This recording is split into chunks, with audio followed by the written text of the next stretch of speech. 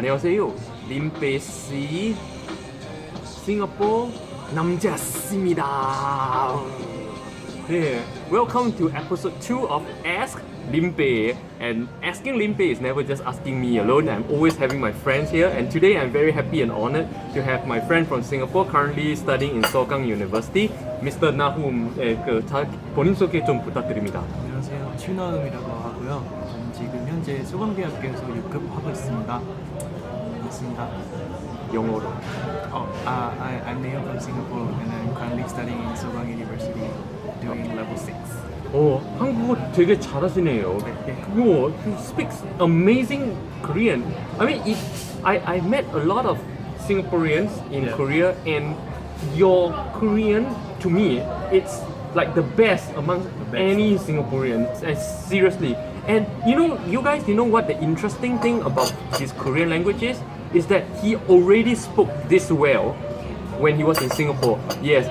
Back in about 1 year ago, when I first started my YouTube channel, he was one of my earliest viewers, and we actually linked up and we spoke on the phone, and his Korean was just amazing. And at that time, you have never been to Korea, right? I mean, I came here for holiday, but you never learned here. Not a long time. Yeah, I just learned everything by myself. Yes, and that's why today we have, very interestingly, we have a question.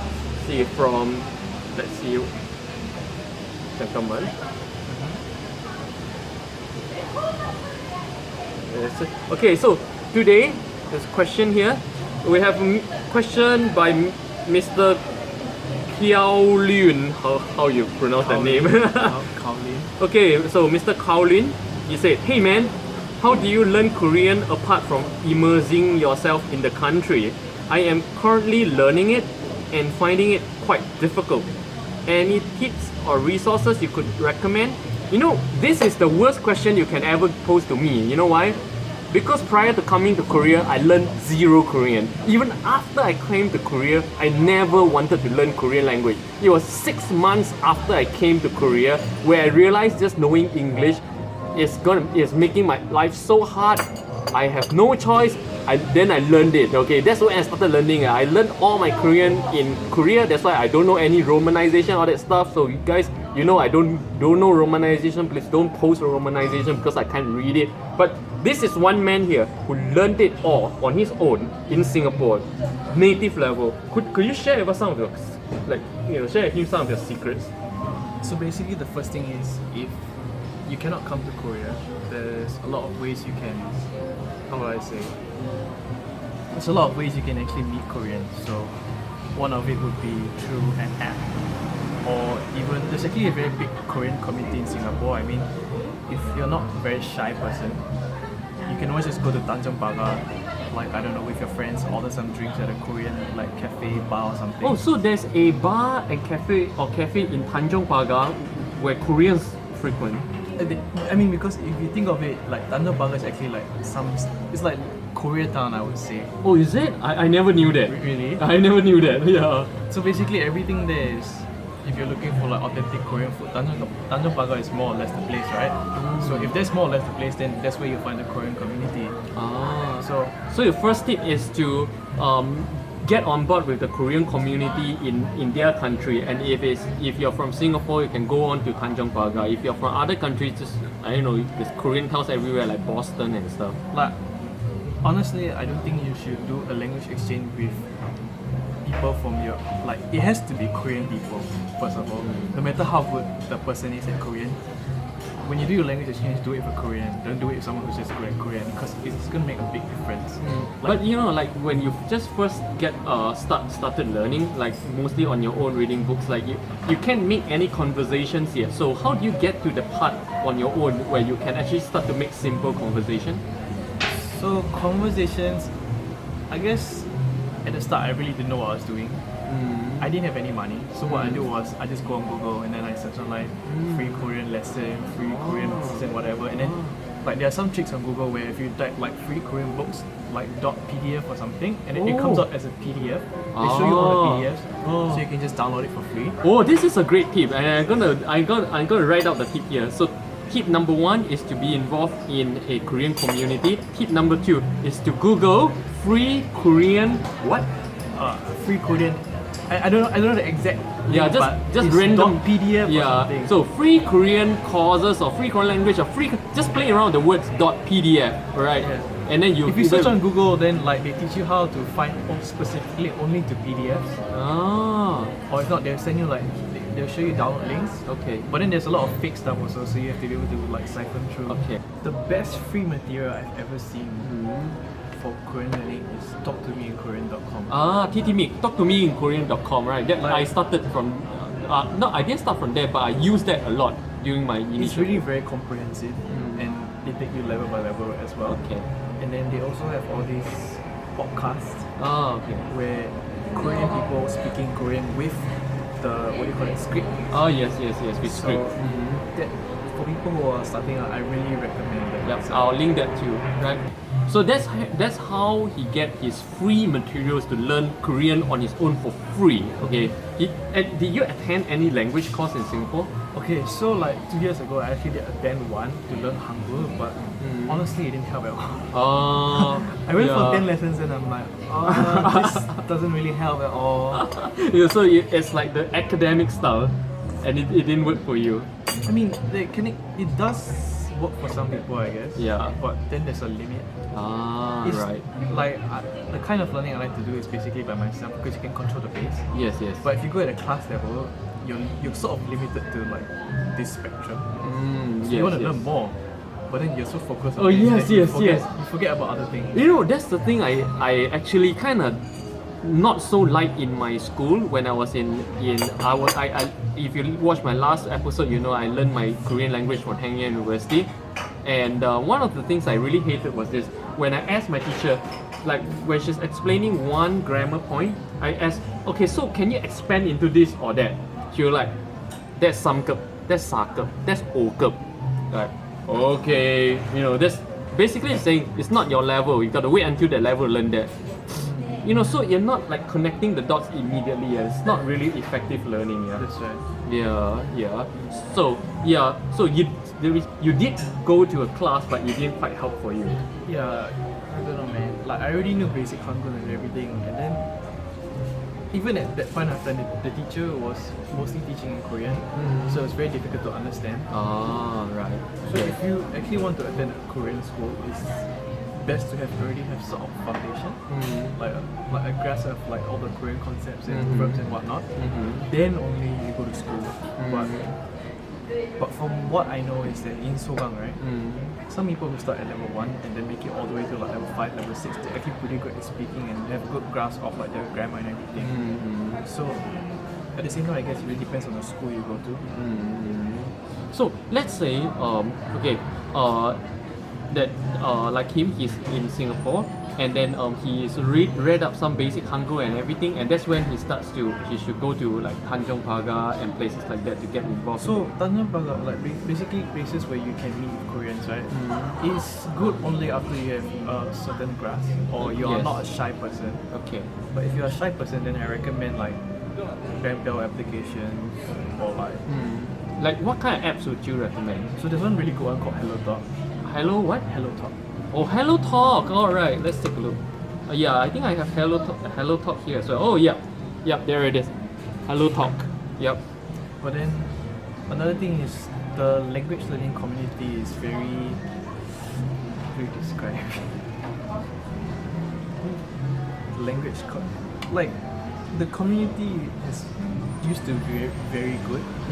Like used to be people who are very genuine, who really want to learn language. But now okay. it's more like The people who just they go have there like for the pickup. Yeah, pickup or like hidden agenda or something like that. You know? Okay. So that means you should really go with a true agenda of trying to learn and to get to know the culture and the language. Otherwise, you'll be coming up to nothing as well. Yeah. So even if for meetups, right? Like, Yeah. the other party has to feel that you're genuine and willing to meet up. Yes. And another thing is that I felt was, even though these apps are for like learning languages, right? Majority of the time, the first thing that people look at is not your language skill, it's how you look. Ah, right. Your photo. It helps to take a good selfie, you know. So the good thing about Hello Talk is they do not let you see the person's profile photo. Ah, They only let you right. see it in a small circle. Ah, and that's it. interesting. Okay. Interesting. So they try to make you focus. So yeah, apart from Hello Talk, this is one thing like I personally always wanted to ask you is how do you fix your accent? Your accent is 100% Korean. Like guys, you know I know a lot of Singaporeans who speak Korean, and they speak Korean with that typical Singapore accent, just like how we speak our English. It's so hard to get rid of. How I did it was I had a speech teacher, a speech therapist, sit with me one-to-one for 3 months, Wow. doing like literally tuning my piano to the point like this. Like I used to say, "Iko an," or I have to remember how I used to talk. Like "Iko an joa, iko an joun ko katayo." I used to say something like that, and she was like, "Iko an jo un," bring down the jo, jo an jo an joun ko katayo. Like that, one little thing at a time, fixing it every single thing. Then I got to this point where I think my accent is slightly okay. And you know, like when I say certain things I'm really good at, then people can't really tell I'm foreigner these days. Yeah. But yours is like just natural, just so you're in that tune. How do you do that on So, your own? like- You weren't even in Korea. I mean, I had 2.5 years in Korea. How do you do that? So basically, all you have to do is just meet a lot of Korean people. Just meet a lot of Korean people. I mean, not just me, but like you need to have like a, what do you call it? 꾸준히. What's that? Kuchungi, you have to deliberately, Like, it has to be- persistently. persistently. You have to. It has to be persistent. Like He's forgetting his English these days, by the way. He's doing Korean much better. Kuchungi no kata ka pumion. it's like. It's not something you just do like one day and then you get better. You have to be very consistent. So one of the things you have to be prepared to do is like, I don't know, prepare your heart. Because you're gonna meet a lot of people. And you can't connect with everyone, right? I mean, unless you're like some super, like just very, you get close to people very easily. So first of all, you have to be very prepared to get heartbroken, I guess. Like you may find like this person is very nice, you can be friends, but then the Yeah. person might not want to. Yeah. Maybe after the first meeting or Yeah, something, yeah. then you're like, oh, okay, maybe there's a problem with me, but there's no problem with you. It's just Yes. personality difference. Yeah. So like when you go to talk with them, how did you actually try to like catch on the essence? Honestly, I didn't put a lot of effort into it. Ah. Like I never really thought of like, okay, I'm here to listen to this person's accent and copy it. Oh. I've never actually done like listen and like, Yeah, you don't do the Tara Yonsep. yeah, I've No, never to done it Tara in my Yonsep. life, 'cause Oh man, I do I a just lot study of by that. myself, so I feel like it's gonna waste so much time Seriously. just by sitting down like for an hour and listening Oh. like ego then I have to like ego I mean it's gonna help some people but not for me I guess. For me, what I do is this, I actually turn on the drama and I really tara Yonsep, meaning whatever they say, I will say, and even if I don't know what it's saying, I will just gibberish, but to that tune. Just get used to the tone. That's what I do. I do that. I'm still doing it. I've been doing it for years. And you don't do that, and you get the don't do accent. it. Wow, man.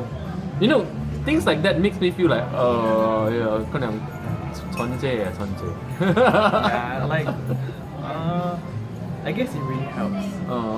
And if you want to get to a high level, you're gonna need that. So what I do nowadays is I listen to Korean radio. Right. There's a lot of good like Korean radio apps, but then at the same time you have to be of a certain level to understand Yes, it. exactly. Yes. because if it's all just for listening and like speaking purposes and you don't understand anything, it's gonna be very dreadful. Because you're not having fun. How do you come to a point where you build up enough content in your head to understand this stuff? Honestly, it's very hard to judge. I guess maybe once you feel that you're sort of fluent in conversation, you can, like for what I understand for most like Singaporeans or foreigners is they have very good listening and understanding. Yes, but then I listen much better. they cannot speak. Yes, that's right. Yeah, so if you really have a very good concept of listening and understanding, then all you have to do is get to speaking. Yes. But the speaking part is It's the difficult part. It's the difficult part. So how do you get over the speaking part? Is just hanging out with Koreans a So lot? for my case, I'm a Christian, right? Yeah. So I attend church. Praise the Lord, by the way. Yeah. I'm always so blessed that the Lord sends wonderful people into this video, into my life all the time. So what I did was, I mean, it was a rather like bold move, but I went to attend a Korean church. Like when I first went in like 2 years ago, I honestly could not speak at all. Like even I only knew like Genchana, Mian, Komao. The usual insama. Yeah, but even still, it wouldn't come out. Oh. So then I told myself, you know what, I'm just gonna stay here for 6 months and listen and try to talk and see how it goes. But for 6 months, I couldn't talk at all. I didn't even understand what's going on. Okay. And then I guess the number one tip I can tell people who are learning language is pretend you understand. Pretend that you understand. Yes. The moment you start going, what is this? What is that? I mean, sometimes it's good to have that, but then the conversation doesn't flow. Yes. But if you pretend you understand to a certain extent, that person will also like sort of play along and just keep going. Yeah. So that's gonna really help you in like conversation flows. So when you're practicing your conversation with Korean people, pretend that you understand. I pretend sometimes as well because I understand like 80 to 90%, but it's about 10% that I don't understand. Sometimes I'm curious enough to ask, but if it to me it doesn't affect the content of what he or she is saying, I just don't want to break it out. I just and then you just keep going and it's better. It's very important to not break the flow. Actually, in fact, after I came to Korea, I attend a Korean church as well, and for not just 6 months, frankly, up to now, I don't understand like half the things going on because the accent and stuff are all different, and they say things in Korean which I'm more used to in English or the Bible verses. Like if you tell me a Bible verse right now, after your first 3 words, I know which verse that is. But when it's in Korean, you can say the whole thing, and sometimes I don't understand what they're trying to say. So I'm still at that level. So I guess for like non-Christian people, a lot of Koreans actually want to meet Singaporeans.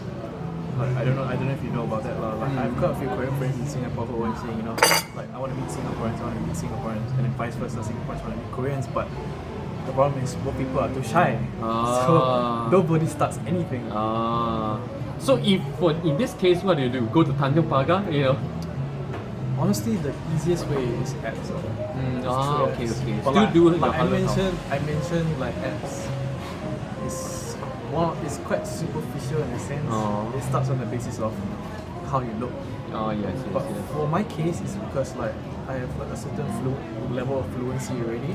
So the Korean people, when they see that, they're very impressed. Like Korean people generally like it when they meet someone who's good at Korean because it shows that this person really likes my culture. Oh yes, Takes it very yes, seriously. that's true. So when they start to see that, they generally open up. Yeah. I just did a video on using the singing app. So anywhere in the world you are, you can practice your Korean by singing. Singing is one of the great ways to learn any language. So you can just sing with Koreans anywhere in the world. So just to wrap it up, so what we're saying is this: if you are not in Korea and you want to learn Korean, first off, you need to learn the basics. Okay, however method works for you, attend a class, or just Google for free Korean materials or free Korean language.pdf and then study those materials. You need that basic in first. That's like you can't get away with it. After you get all the basics and you know how to make simple greetings and stuff, find your local Korean community and start to get involved. Even if you don't know how to say anything first, just try to get involved. If you're Christian, start attending a Korean church, right? And then so from there, start to get used to the flow of the language. And in your free time, use Hello Talk and apps like this to start to get connected and practice your speaking with Koreans. And by talking a lot, and also if it works for you guys, like when you watch Korean dramas, just voice out along with what they say, and then slowly you start to fix your accent, start to build up your content. I guess that's kind of just about how you can learn to be good in Korean language even though you're not in Korea. In fact, don't think that by coming to Korea you magically become good in Korea. It doesn't work that way, because most of the time, if you're not seeking out a community here, you're not gonna be speaking a lot of Korean apart from when you make payments and stuff. It doesn't really help. Even if you're here in Korea, I'll make another video on why coming to Korea may not be the ideal solution for learning Korean language. So in fact, for you, what do you think? at what level should people start coming to Korea to learn Korean? Actually, any level is fine, but you need to understand it's going to be a very big investment. So I guess if it's for hobby, doing 1 or 2 semesters is fine. But if you really plan on taking it seriously to like the higher levels, or if you want to work here, then you need to sort of be prepared to spend money. So from the people I've met in my school who start at level 1 in Seoul, I'm not sure about other schools. Now that they make it to level 5, level 6, they're actually very. I mean, they're not very good, but they're fluent. They can hold conversations.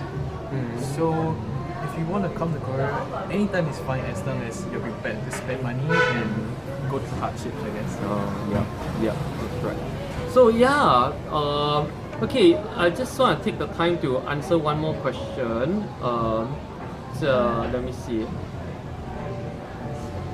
Because got quite a few questions this week, so just want to cover one more question. So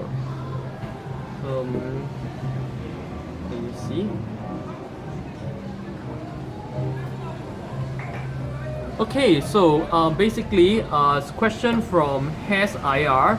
They say, will you show us hidden places where no tourists are aware of? Yes, I will in my future videos. Watch out for it. Are you able to show us on where we can find Muslim-friendly food? A lot. I'll cover these restaurants as well in my future videos.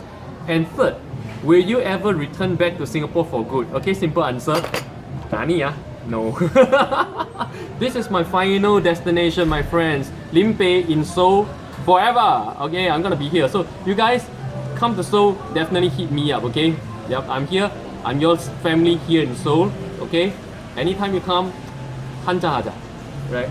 So 마지막으로, if you guys have any questions about, because this is a fabulous guy who has really learned Korean on his own and just here in Korea for like what 6 months so far. Just to improve on his Korean level. So he is one person you want to learn about how to learn Korea in your free time without spending money and stuff, right? So our link here is Facebook and Instagram in the description, so you guys can get in touch with him as well if you want to know more about how he learns his Korean and get more specific advice. I never learned Korean outside of Korea, okay? I only learned my Korean here in Korea. So I wouldn't know how I would have done it if I tried to do that in Singapore, right? So Limpeh, So yeah, 마지막으로, any final words for our viewers? Be consistent. Impress them. Shoot something in Korean. Impress them. 한국어 배울 때 힘들 때는 굉장히 많을 거니까 절대로 포기하지 않고 꾸준히 해야 합니다. Oh, right. So yeah, basically what I'm saying is the journey of learning Korean language can be a very hard one. So you just have to persistently learn and not give up, right? That's the most important. Was I right? Was my translation right? Yeah. Consistency. Okay, Limpeh, we're in Seoul. It's us Limpeh. Watch out for our next few episode, right? 안녕. Bye.